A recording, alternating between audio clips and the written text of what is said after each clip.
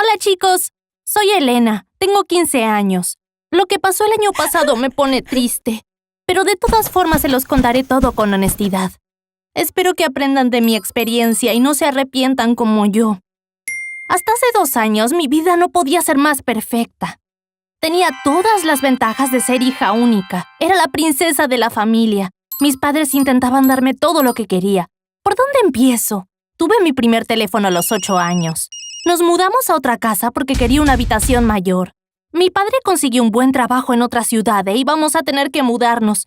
Pero yo no quería cambiar de escuela, así que mi padre rechazó el trabajo. Como dije, era la princesita. Todo giraba a mi alrededor. Y a mí me encantaba que fuera así. Pero desafortunadamente, todo lo bueno un día se acaba. Un día, mientras hacía los deberes, mis padres entraron en mi habitación. Mi padre dijo: «Hija, tenemos que hablar». Decidimos algo importante. Pensé que era otra oferta de trabajo. Iba a empezar a lloriquear cuando mamá dijo: «Elena, tu padre no vivirá aquí por algún tiempo». Pensé que tenía que ver con su trabajo. Pregunté: «¿Por cuánto tiempo?». Mi madre miró a mi padre. Él apartó la mirada y dijo: «Por mucho tiempo. Hemos decidido que nos vamos a divorciar». ¿Divorciar? ¿Mis padres se van a divorciar? Pero siempre se han llevado bien. Cuando miré a mamá con ansiedad, vi las lágrimas que bajaban por sus mejillas y se caían al suelo. ¿De verdad se iban a divorciar? ¿En serio mi padre ya no viviría con nosotras? ¿Ya no me despertaría acariciándome el pelo? ¿Ya no me resolvería los problemas de matemáticas más difíciles de mis deberes? ¿Yo no volvería a correr hacia la puerta cuando él volviera del trabajo? No podía ser. Era una pesadilla y tenía que despertarme. Papá vio que estaba en shock y se acercó. Me levantó la cabeza y besó mi frente. Al sentir su beso en la frente, me di cuenta de que todo era real. Ahora era una hija de padres divorciados. Al principio veía a mi padre todos los domingos. Para mí eran suficientes las horas que pasábamos juntos.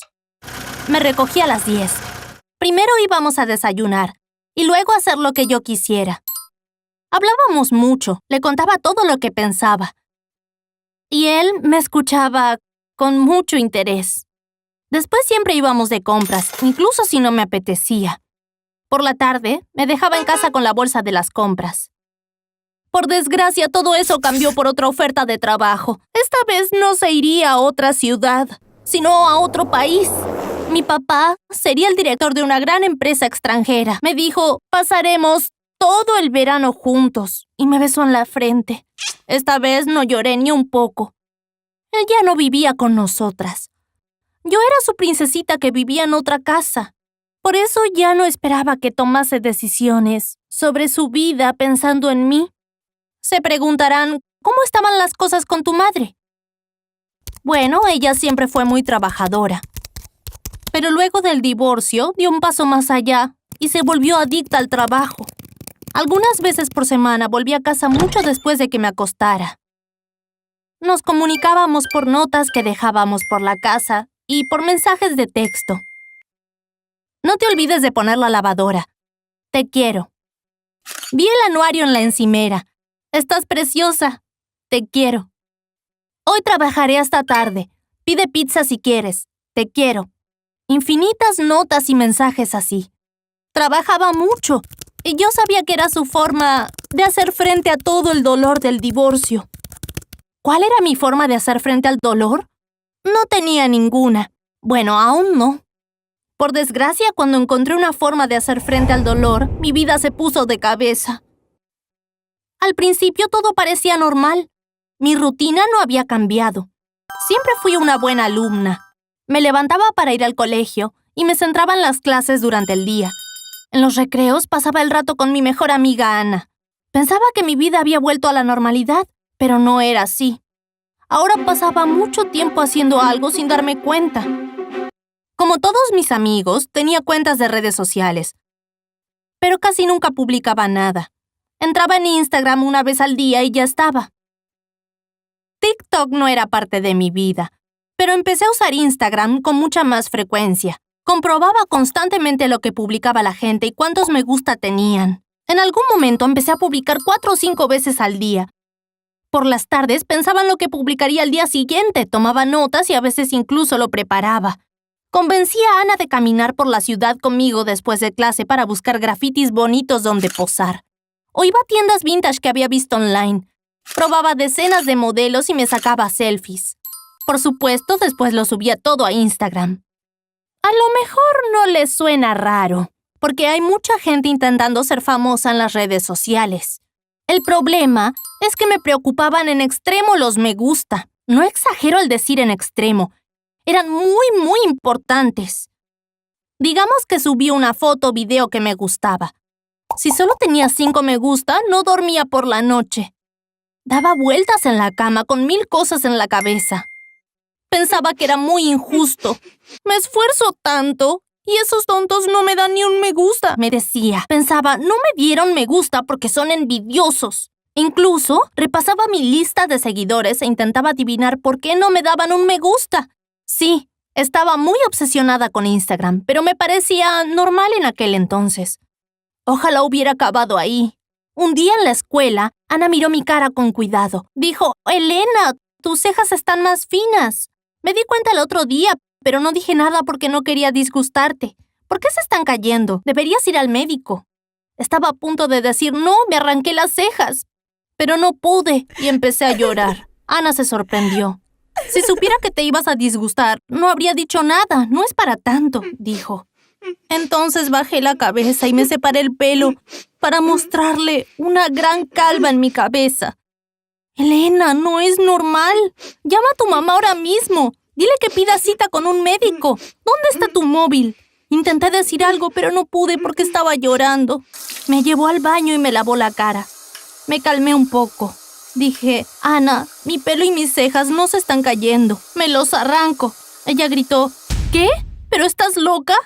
¿Me estás diciendo que te arrancas el pelo? Es difícil de creer, pero es exactamente lo que hacía. Ana insistía en que llamara a mi mamá y lo hice. Cuando ella contestó el teléfono, yo empecé a llorar. Por supuesto se preocupó y me vino a recoger enseguida. Por primera vez en mucho tiempo, hablamos por horas. Y lloramos juntas. En mitad de la noche, con los ojos hinchados, salimos por comida. Sentí que me había quitado un peso de encima. No sabía si lo que necesitaba era hablar con mi madre o compartirlo con alguien, o simplemente llorar a moco tendido, pero me sentía mucho mejor. Por primera vez en meses, no me sentía nerviosa. Una amiga de mi mamá nos recomendó una psiquiatra y fuimos a verla la mañana siguiente. Ese día conocí a la doctora Juana García. Empecé a ir a verla todos los viernes, después del colegio a las 4. Mi trastorno tiene un nombre latín, que significa trastorno de arrancarse el pelo. El principal motivo es el estrés. Es más común entre chicas adolescentes. Te arrancas el pelo de la cabeza y otras partes del cuerpo, primero sin darte cuenta y luego no puedes parar. Me arrancaba el pelo y las cejas, pero hay gente que hasta se arranca el pelo de las axilas. Por suerte se puede tratar. Tengo que admitir que pasé por un periodo muy difícil. Incluso tuve que cortarme el pelo muy corto y llevar un gorro apretado las 24 horas del día. Hay personas que incluso tienen que usar grips para dedos para controlarse. Por suerte yo no tuve que usarlos. La parte más importante de mi terapia fueron las sesiones con la psiquiatra. Así fue como todo se volvió más claro. Esto es lo que descubrí sobre las causas de mi afección. Después del divorcio, yo dejé de ser tratada como una princesa y sentí un gran vacío. No lo admitía, pero quería volver a ser el centro de la atención. Y ese deseo me llevó a usar más Instagram. Cada me gusta me dejaba feliz porque sentía que me daban la atención que antes recibía. Volví a ser una princesa. Cuando sucedía lo contrario y no recibía los me gusta, bueno, ya saben, estrés. Todo contribuyó a una crisis mental y a un trastorno raro que yo antes no conocía. Desafortunadamente pasé por todo eso en solo un año. No culpo a mis padres, pero me hubiera gustado que me apoyaran más durante este periodo. Mis padres se olvidaron de mí porque ellos estaban lidiando con el trauma del divorcio. Por supuesto que los amo mucho, pero eso no cambia el hecho de que me sienta algo dolida. ¿Creen que podría haber sido más fuerte? ¿Quién es más responsable por esto, mis padres o yo? Compartan su opinión en los comentarios. Muchas gracias. por escucharme y darme todo su apoyo. Si quieren compartir su experiencia, envíen un email a la dirección que está en la descripción. Hola, soy Mara. Algo terrible me pasó el año pasado por culpa de Julia, mi mejor amiga. Suena loco, pero estuve atrapada en el fondo del mar durante 36 horas. Sí, en el fondo del mar. Bajo el agua. Por 36 horas. O sea, más de un día. Verán que no lo estoy inventando cuando escuchen toda mi historia. Todo empezó cuando Julia me mostró una foto. Me dijo, Mara, mira esto. Tomé su teléfono. Elías, un chico al que Julia conoció en Instagram, sostenía el volante de un barco y sonreía. Nunca me gustó ese tipo, y esa foto hizo que me gustara aún menos. Era muy obvio que no era más que un niño rico mimado. Ajá, ¿y qué? Le dije, y le devolví el teléfono. Por su tono me di cuenta de que quería algo de mí. Nos invita a pasar el fin de semana en su barco. Cuando lo oí, fingí no entender. ¿Nos? ¿Cómo me conoce? Y él apenas te conoce a ti. Solo se intercambian mensajes.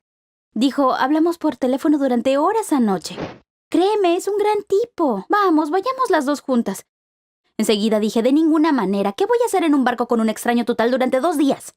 Entonces ella dijo algo que sabía que funcionaría. ¿Y si es un psicópata? ¿Me vas a dejar sola con un tipo así? Esa misma frase se la había dicho yo a ella el mes anterior. Le pedí que me acompañara a conocer a un chico por primera vez. Así que fuimos a la cita juntas. Ella básicamente quiso decir, ahora es tu turno. Tuve que decir que sí.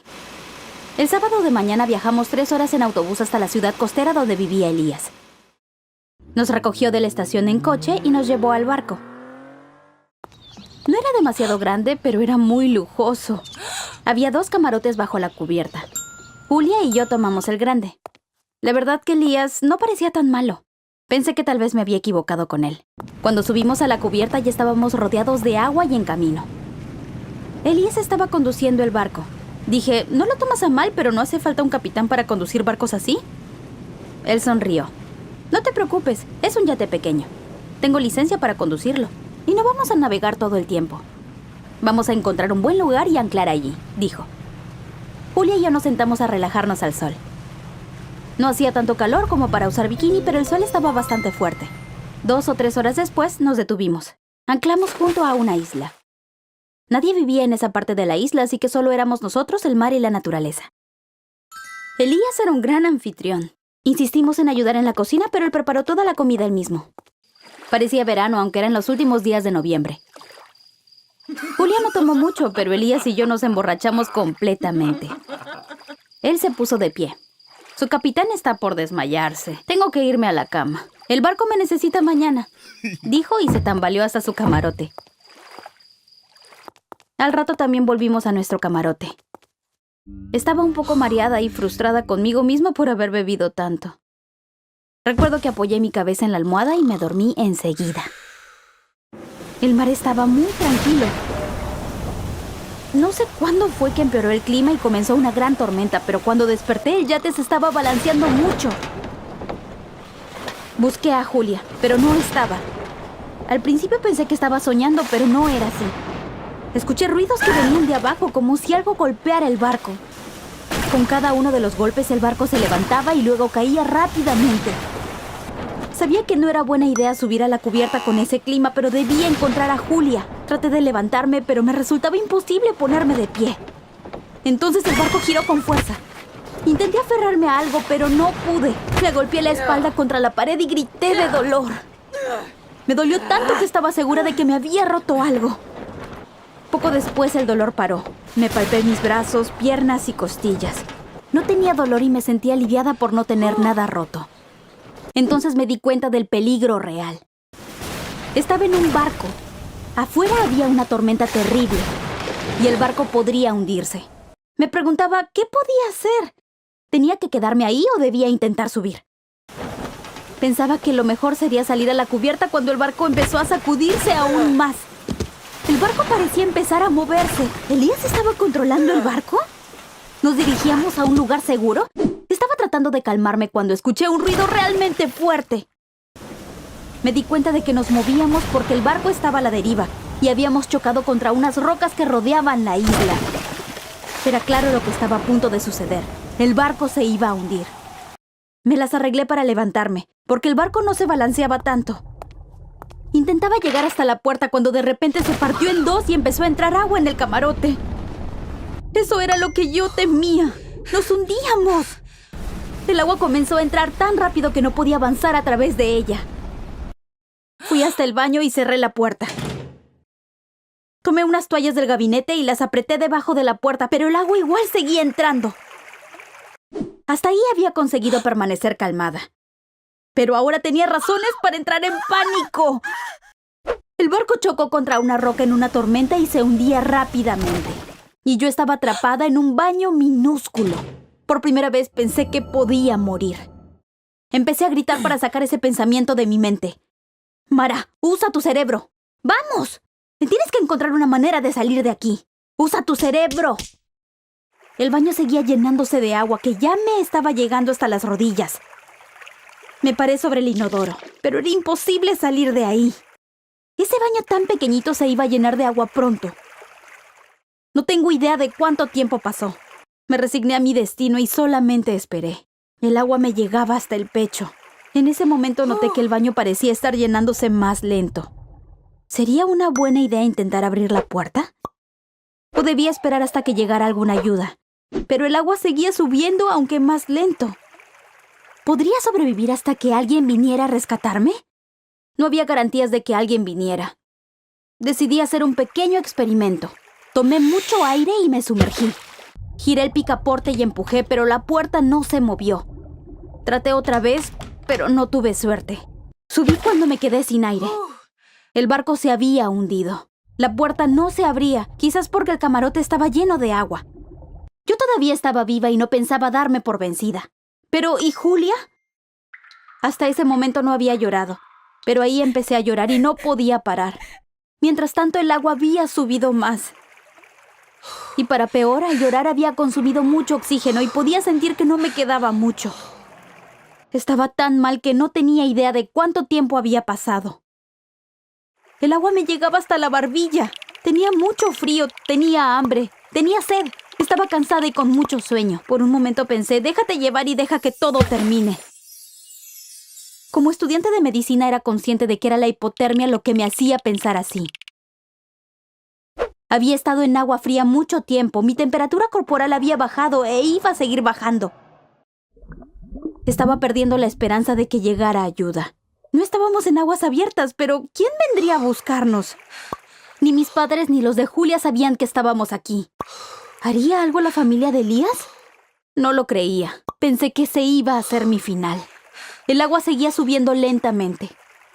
Tanto que tuve que pararme sobre los dedos de mis pies para no ahogarme. En ese momento oí un sonido, como si alguien golpeara algo un par de veces. Contuve la respiración. El sonido se detuvo. Tal vez no existió. Tal vez estaba alucinando porque estaba a punto de desmayarme. ¡No! Oí el sonido de nuevo y esta vez estaba más cerca. Si estuviera alucinando, habría oído la voz de mi mamá o algo así. ¿Por qué oiría un golpe metálico? Me sumergí en el agua una vez más. Había una jabonera hecha de piedra. La agarré y volví a subir. Empecé a golpear contra la pared con ella. El otro sonido se detuvo. Lo único que oía eran mis golpes contra la pared. Me detuve después de un rato. Entonces el sonido desde afuera comenzó de nuevo. Me estaba comunicando con alguien. Sabían que estaba ahí. Resultaron ser 2 buzos del equipo de búsqueda y rescate. Al principio no podían abrir la puerta debido a la presión. Pero estaban allí para salvarme. Luego de un rato consiguieron sacarme del baño y después del barco. Había médicos en el barco de búsqueda y rescate. Tenían mucha experiencia con este tipo de situaciones y lograron que me recuperara de la hipotermia. Apenas me sentí mejor, pregunté por Julia. Dijeron que tanto ella como Elías estaban bien. Aparentemente, Elías tenía diabetes, pero estaba muy borracho para inyectarse su insulina.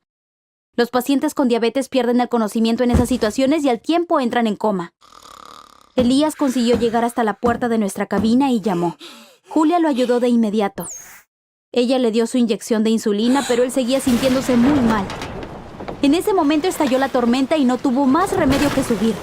Julia también subió con él. Por suerte, ella pensó que debían ponerse los chalecos salvavidas. Elías logró arrancar el motor, pero las olas eran demasiado grandes y no pudo evitar que el barco quedara a la deriva. Cayeron al agua cuando el barco chocó contra las rocas. Julia estuvo siempre con Elías. Las olas los llevaron a los dos hasta la playa. Elías estaba inconsciente, así que Julia no podía dejarlo. Al día siguiente, un grupo de excursionistas los encontró por casualidad. Los dos están bien ahora. Después de escuchar esta historia, mi primera reacción fue: seguro que se casarán después de pasar por esto juntos. Después de 36 horas horribles, pude volver a la vida. Creo que me fue bastante bien en general. Por supuesto que tuve mucha suerte, pero decidir entrar en el baño, lograr mantener la calma y luchar contra la hipotermia, creo que merezco un bien hecho. Gracias por escuchar mi historia. Si te gustan las historias como esta, suscríbete a este canal. ¡Adiós!